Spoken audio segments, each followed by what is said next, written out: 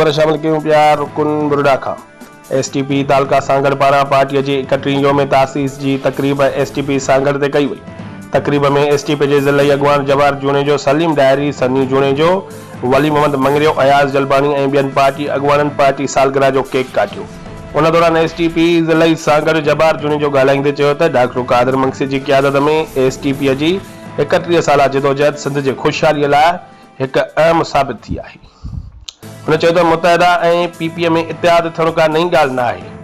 PP हिन वक़्तु सिंध जे अवाम खे को रिलीफ ॾियण बजाए पंहिंजे ज़ाती मफ़ादनि लाइ हिन वक़्तु सभु कुझु करण लाइ तयारु आहे। पीपी इक़्तिदार ख़ातिर सदाईं सिंध जो सौदो कयो आहे। मुतहदा जो काल्ह बि सिंध दुश्मन वारो किरदारु हो, अॼु बि आहे।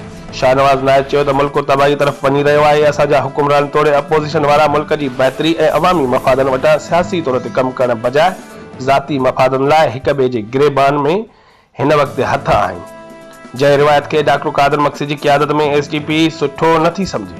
अदम एतमाद जी रिथ में केरु कामयाबु थींदो उहो वक़्तु ॿुधाईंदो।